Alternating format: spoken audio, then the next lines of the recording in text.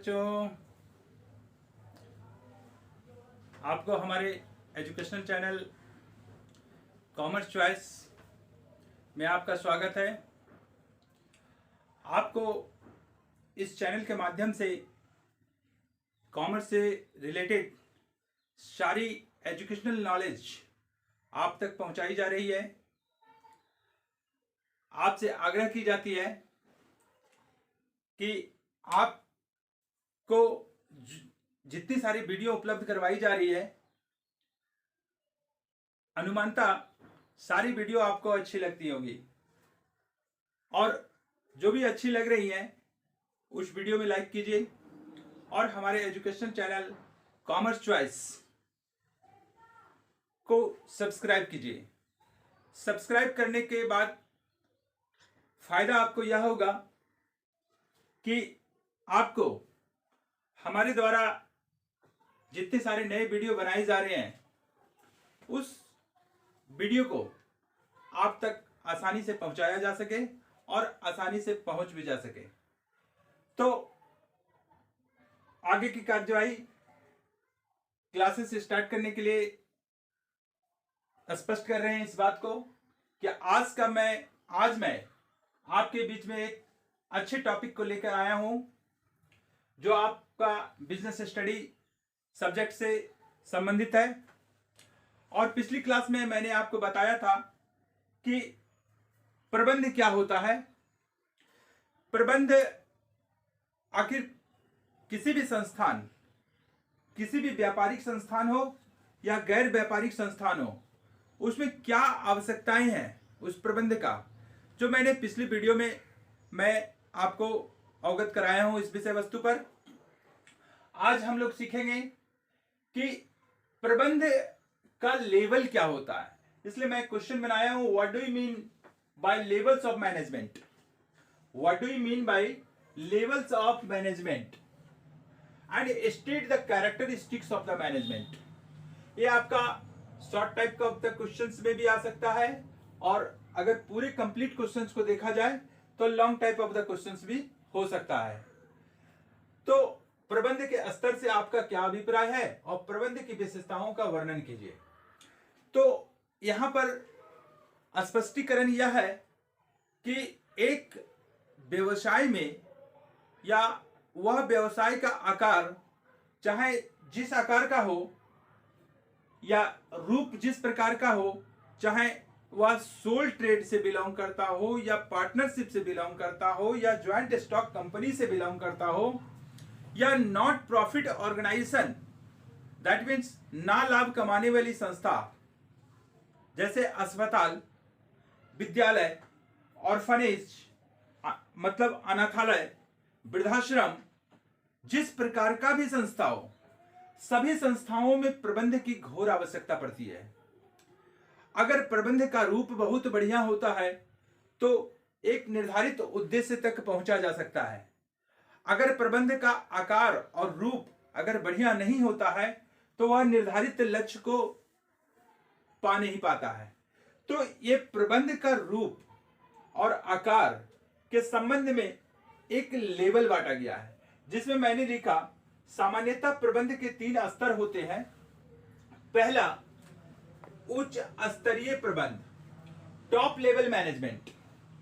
दूसरा मध्य स्तरीय प्रबंध, मिडिल लेवल मैनेजमेंट। और थर्ड यू हैव निम्न स्तरीय प्रबंध, लोअर लेवल मैनेजमेंट। अब यहां पर बात आता है कि ये क्या डिफरेंसेस है, उच्च स्तरीय प्रबंध क्या होता है, इसके दायरे में कौन कौन लोग आते हैं, मध्य स्तरीय प्रबंध क्या होता है और कौन कौन लोग आते हैं, और निम्न स्तरीय प्रबंध में कौन कौन लोग आते हैं।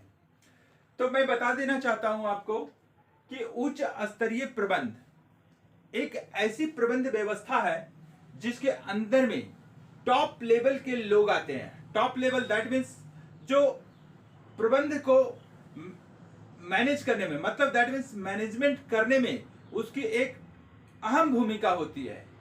वह व्यक्ति ही एक ऐसा होता है जो मैनेजमेंट के कंट्रोल में रखता है। मैनेजमेंट ही उसकी दायरे में आता है, वह व्यक्ति के अंदर ही जितने सारे लोग होते हैं वह टॉप लेवल मैनेजमेंट के अंदर ही होते हैं।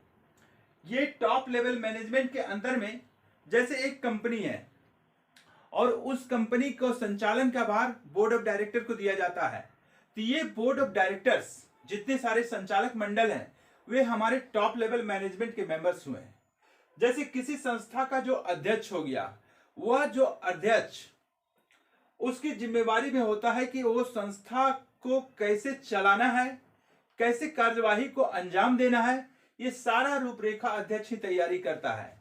जैसे जनरल मैनेजर, जैसे मान लेते हैं किसी प्रकार का संस्था है, उसमें से जनरल मैनेजर की अपॉइंटमेंट की हुई है और उस जनरल मैनेजर का एक कार्य सर्वप्रथम यही होता है कि उस संस्था से संबंधित कैसे मैनेजमेंट किया जाए ताकि उस संस्था का जो निर्धारित उद्देश्य है, जो निर्धारित लक्ष्य है, उसको आसानी से हम प्राप्त कर सके।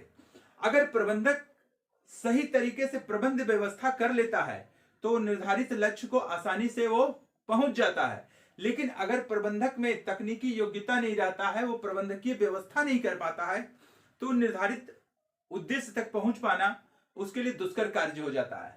तो इसका कार्य क्या होता है और उसमें से उसका उद्देश्य क्या होता है कि आखिर टॉप लेवल मैनेजमेंट को ही सारी चीजें क्यों दी गई हुई है? इसलिए दी गई हुई कि इसका उद्देश्य को निर्धारित करना प्रमुख कार्य है और जो उद्देश्य के आधार पर जो परिणाम निकलते हैं, जो रिजल्ट जो आता है, निर्धारित लक्ष्य तक पहुंचने के बाद में हमारा जो रिजल्ट जो आता है, उस रिजल्ट को टेस्टिंग करना है, मतलब उसको जांच करना है। मतलब इससे क्लियरेंस हो जाता है कि टॉप लेवल का मैनेजमेंट में उद्देश्यों को निर्धारित करके परिणामों की जांच करना है।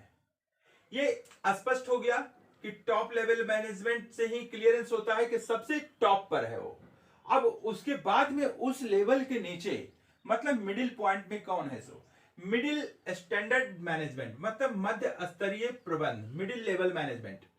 मध्य स्तरीय प्रबंध के अंतर्गत उप प्रबंधक, उत्पादन प्रबंधक, शाखा प्रबंधक, श्रम अधिकारी आते हैं।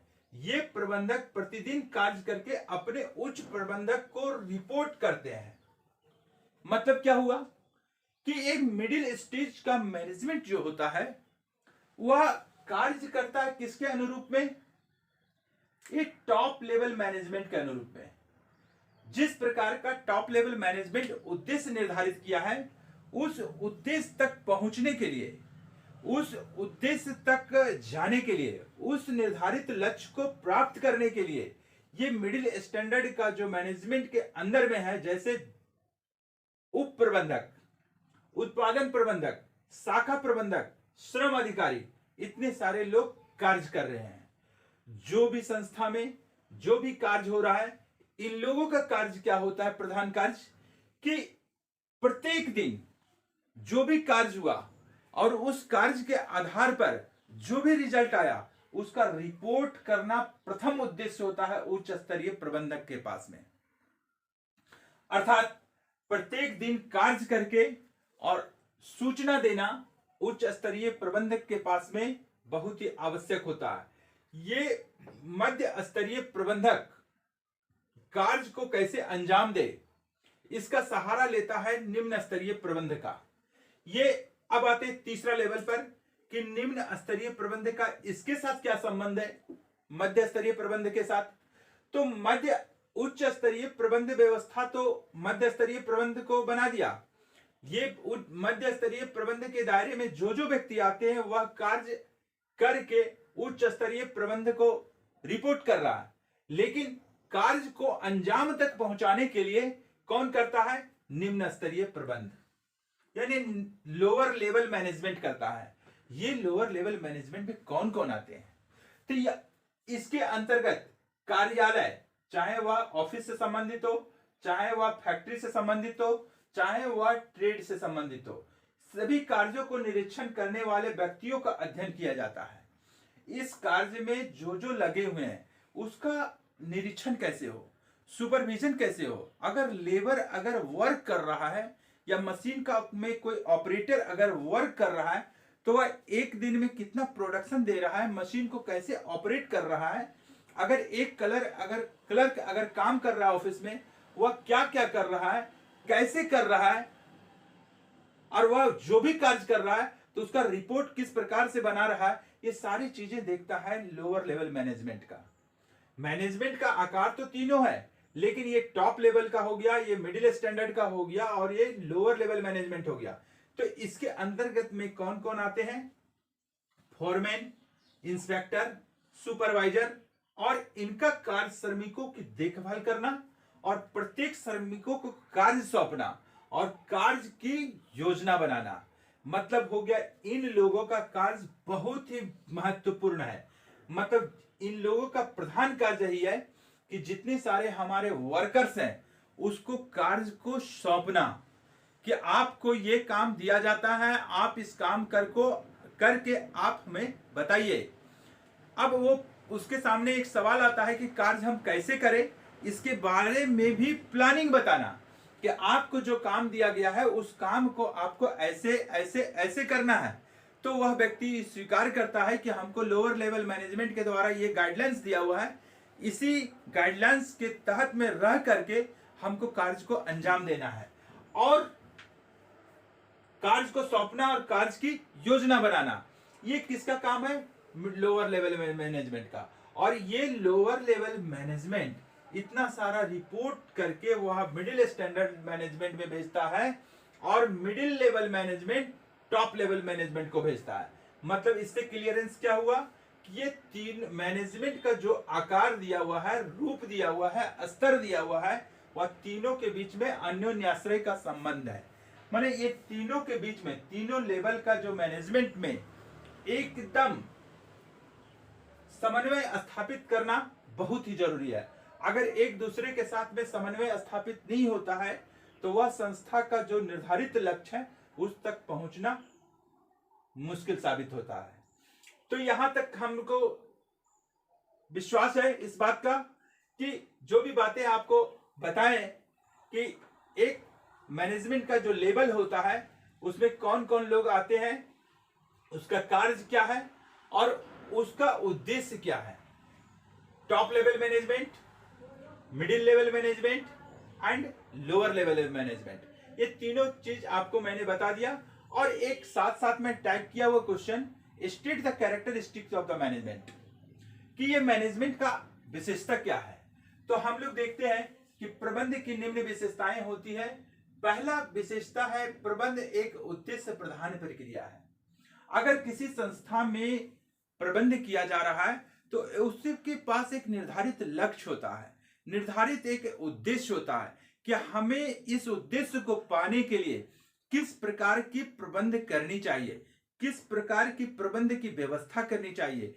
Lower level management, middle level management और टॉप लेवल मैनेजमेंट में किन किन लोगों को व्यवस्था करना है, किन किन लोगों को नियुक्ति करना है ताकि वह कार्य को एक अंजाम दिया जा सके और उद्देश्य तक पहुंचा जा सके।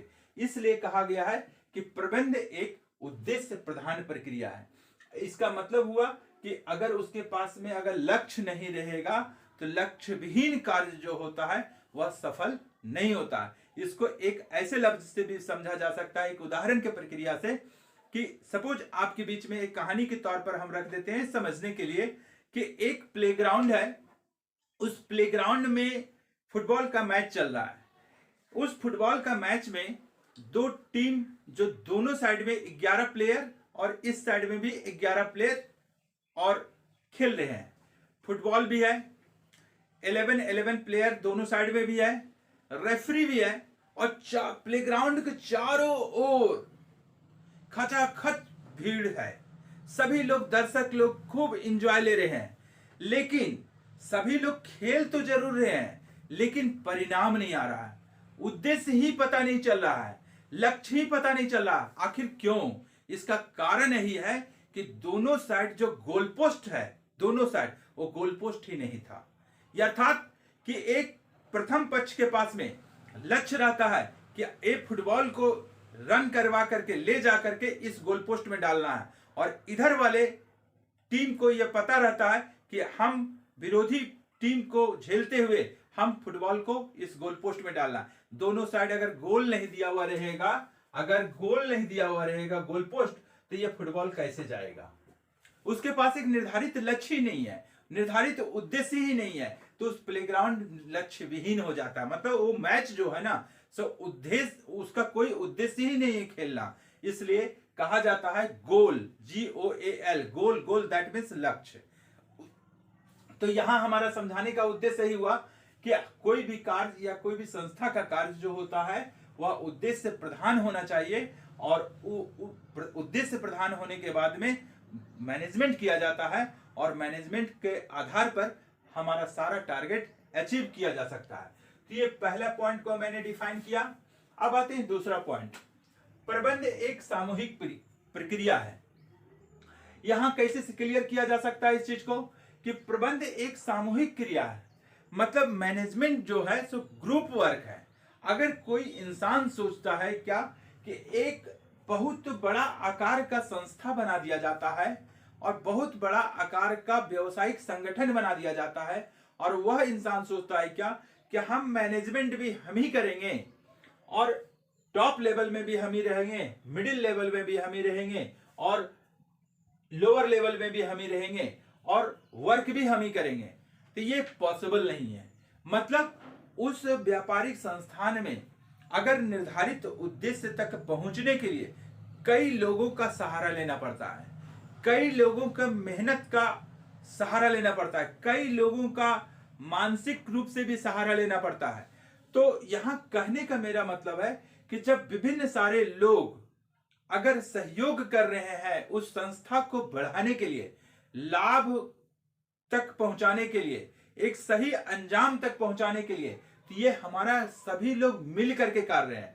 मैनेजमेंट भी जो है सो सभी लोग मिल करके कर रहे हैं। इसीलिए इस चीज पर किया गया है।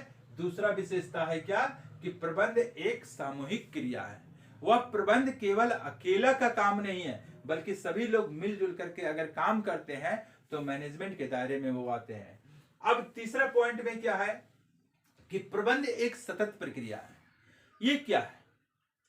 प्रबंध एक सतत प्रक्रिया, सतत दैट मीन्स कंटिन्यूअस। अब इसमें से बात क्या है कि अगर किसी भी व्यापारिक संस्थान में या कोई भी संस्था में अगर किसी तरह का निर्धारित लक्ष्य डिटरमाइन किया गया है और उस लक्ष्य को पाने के लिए मैनेजमेंट कर दिया गया, ठीक इसी के रूप में उच्च स्तरीय प्रबंधक के दायरे में बहुत सारे पद को क्रिएट करके अपॉइंटमेंट कर दिया गया। मिडिल स्टैंडर्ड का जो भी अपॉइंटमेंट हुआ, इसमें बहुत सारे प्रबंधक लोग, शाखा प्रबंधक, उप प्रबंधक सारे लोग हैं। निम्न स्तरीय प्रबंधक के दायरे में फोरमैन, इंस्पेक्टर, सुपरवाइजर बहुत सारे लोग इसमें भी अपॉइंटेड किया गया। लेकिन एक बार करके इसको छोड़ दिया गया। इस पर किसी प्रकार का बार बार अमेंडमेंट नहीं किया गया, उस पर कड़ी निगरानी नहीं रखा गया। एक बार अपॉइंटमेंट करके उस पर छोड़ दिए। वह सोच लिए क्या कि वह व्यक्ति इस पद पर है, वह कार्य कर लेगा।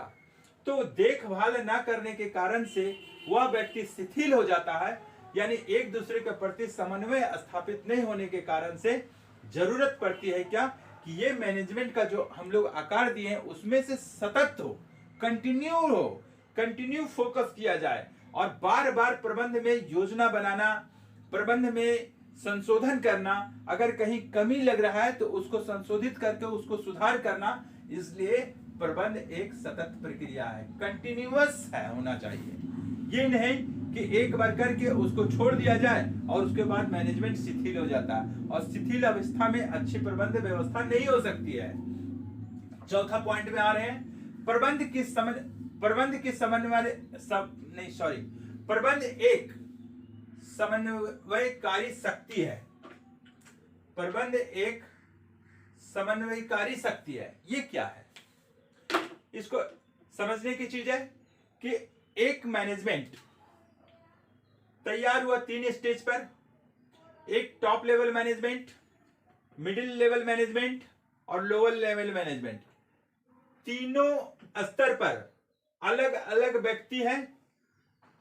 इन व्यक्तियों के बीच में एक दूसरे के साथ में संबंध ना हो, एक दूसरे के साथ में कोऑर्डिनेशन ना हो, एक दूसरे के साथ में लगाव ना हो, तो ये प्रबंध का जो उद्देश्य है उस संस्था का, उस तक पहुंचना कदापि संभव नहीं है। इसलिए कि जिस प्रकार से निम्न स्तर का प्रबंध के दायरे में जो जो लोग आते हैं वह प्रत्येक दिन कार्य करके मध्य स्तरीय प्रबंध को रिपोर्ट करते हैं, और मध्य स्तरीय प्रबंध के दायरे में जो लोग रहते हैं वह टॉप लेवल मैनेजमेंट को रिपोर्ट करते हैं। अर्थात एक दूसरे के साथ में समन्वय होते हुए एक दूसरे के साथ में लगाव है। इसलिए कहा गया है कि प्रबंध एक समन्वयकारी शक्ति है। अगर कोऑर्डिनेशन नहीं रहेगा तो मैनेजमेंट को अच्छी तरीके से संभालना पॉसिबल नहीं है। पांचवा पॉइंट में आते हैं, प्रबंध उद्देश्य निर्धारित करता है। ये क्या है? जैसे एक व्यापारिक संस्था है, उस व्यापारिक संस्था में व्यापारिक संस्था को जन्म तो दे दिया गया, लेकिन उसमें सोचा क्या गया कि इस व्यापारिक संस्था को काफी आगे तक ले जाना है, मतलब काफी अच्छा लाभ कमाते हुए अच्छा वित्तीय व्यवस्था कर भी देना है और संस्था का काफी ख्याति भी हो जाए। संस्था के द्वारा वितरण का कार्य या निर्माण का कार्य, प्रोडक्शन जो भी हो रहा है उसके संदर्भ में एक अच्छा गुडविल हासिल हो और जितने सारे उपभोक्ता हैं वह कंपनी के प्रति अच्छा सोच रखे। तो ये सोच तो लिया जरूर, लेकिन क्या आप और हम मिलकर कल्पना कर सकते हैं कि केवल सोच लेने से उद्देश्य पूरा हो जाता है क्या? कदापि संभव नहीं। तो उस उद्देश्य तक पहुंचने के लिए किस प्रकार का हमको प्लान करना है और प्लान करके कैसे हमको मैनेजमेंट करना है, जमीन तक कैसे कार्य को उतारना है, ये सारी चीजें मैनेजमेंट के दायरे में आती है। इसलिए कहा गया है कि प्रबंध उद्देश्य निर्धारित करता है। अगर उद्देश्य ही नहीं तो मैनेजमेंट नहीं। अगर मैनेजमेंट हो गया तो हमें पता है कि कहां तक हमको जाना है, उस कार्य को करने के लिए, वहां तक पहुंचने के लिए हमको कैसे मैनेजमेंट करना है। ये आपका दिया हुआ प्रबंध एक उद्देश्य निर्धारित करता है। और लास्ट पॉइंट आपके पास में है, प्रबंध एक सृजनशाली कार्य है। यहां इस पॉइंट से क्या क्लियरेंस होता है कि अगर कोई भी व्यापारिक संस्था या लाभकारी संस्था हो या अलाभकारी संस्था हो, आप समझ रहे होंगे कि लाभकारी संस्था के दायरे में जितने सारे व्यापारिक संस्थान आते हैं जिसका उद्देश्य लाभ कमाना होता है, और अलाभकारी संस्थान के दायरे में कौन आते हैं जिसका उद्देश्य कल्याण करना यानी सेवा भावना होता है। जैसे अनाथालय, विद्यालय, अस्पताल, बहुत सारे हैं। ये सब जितने सारी संस्थाएं अलाभकारी संस्थाएं। तो यहाँ बात आ रहा है क्या कि एक सृजनशाली कार्य है। क्यों ऐसा क्यों बोला गया?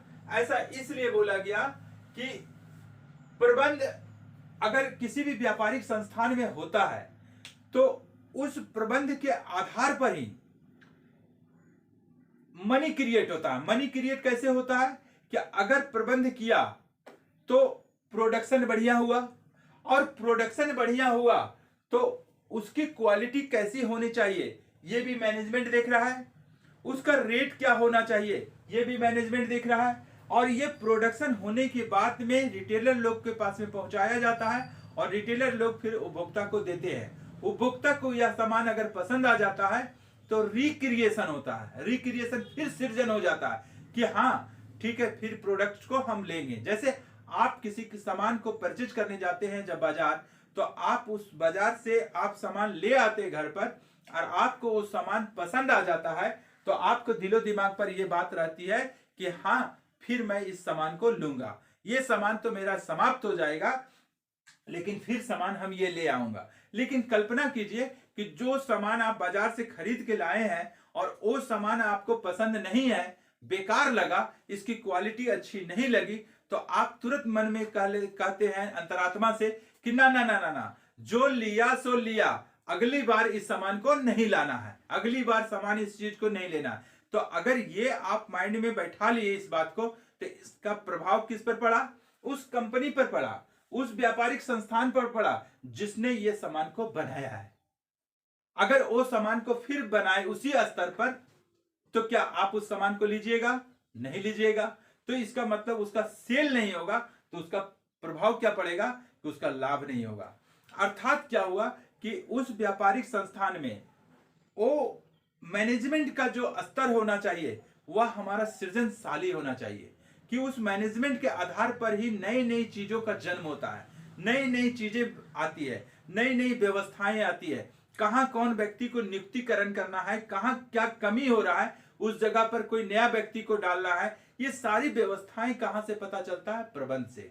अगर मैनेजमेंट नहीं हो तो जिस जगह पर हमें कुछ लोगों की जरूरत है वहां हम लोगों को यूज नहीं करेंगे। अगर किसी मशीनरी में ऑपरेटर कार्य कर रहा है इसको, और उस जगह पर हम नहीं अगर लगाते हैं कि ध्यान या सुपरवाइजर को कि ये क्या कर रहा है, तो वो पता ही नहीं चलेगा कि इस जगह पर और व्यक्ति की जरूरत है क्या। अगर वहां पर पता चल रहा है कि एक व्यक्ति से यह मशीन नहीं संभल रहा है, 2 व्यक्तियों की जरूरत है, तो उस जगह पर पता किया जा सकता है कि ये प्रबंध के दायरे में रह करके अगर मशीन अच्छे से कार्य नहीं कर रहा है, एक व्यक्ति से नहीं हो पा रहा है, तो 2 व्यक्तियों की जरूरत है, तो वहां एक व्यक्ति और अपॉइंटमेंट किया जाता है। लेकिन अगर सब कल्पना कीजिए प्रबंधकीय व्यवस्था ना रहने के कारण से ये सब सारी चीजें असंभव हो पाती है। लेकिन अब यहां प्रश्न आता है क्या, कि हम लोग जो चीज हम लोग समझें कि प्रबंध का स्तर क्या होता है और प्रबंध की विशेषताएं क्या होती है। ये आई होप, आशा करता हूं कि आप इस विषय वस्तु को अच्छी तरीके से समझ गए होंगे, और आशा और उम्मीद कर रहे हैं कि इस तरह का एग्जाम में आपका अगर सवाल आ जाता है तो जो भी बातें आपको मैंने समझाया, जो भी बातें आप स्क्रीन बोर्ड पर देख रहे हैं, जो पॉइंट, उस पॉइंट के संदर्भ में जो भी मैंने डिफाइन किया उसको अपनी भाषा में करके अच्छी तरीके से लिख पाएंगे। और आशा और उम्मीद के साथ इस बात को मैं आप तक पहुंचा रहा हूं कि आप हमारे द्वारा जितने सारे वीडियो बनाए हुए हैं वो उसको काफी गहनता के साथ अध्ययन कीजिए। एक बार वीडियो देखिए, अगर समझ में नहीं आ रही है तो एक बार और देखिए, अगर फिर समझ में नहीं आई तो एक बार और देखिए। लेकिन ये संभव हो पाया है ऑनलाइन क्लासेस के माध्यम से। अगर सपोज ऑफलाइन क्लास होती तो एक बार लेक्चर हो जाता है तो आपके दिमाग में अगर आ गया तो आ गया, लेकिन दोबारा क्लास इस प्रकार से नहीं मिल पाता है। लेकिन डिवाइस के माध्यम से ये पॉसिबल हो पाया है कि आपको एक बार वीडियो मिल गया है तो आप इस चीज को स्टोर कर लिए हैं, तो आपको समझ में नहीं आया तो फिर वीडियो आप देख सकते हैं। ये ऑनलाइन माध्यम से क्लास चालू हुआ है, जो आप इस चीज को टेस्ट ले रहे हैं, और आशा और उम्मीद करते हैं कि आपको अच्छा लगा होगा। और आप इस वीडियो को शेयर कीजिए, लाइक कीजिए और सब्सक्राइब कीजिए। और सब आशा और उम्मीद है कि सभी लोग चीज समझ गए होंगे। आज की क्लास में बस इतना ही समापन कर रहे हैं। Thank you, bye.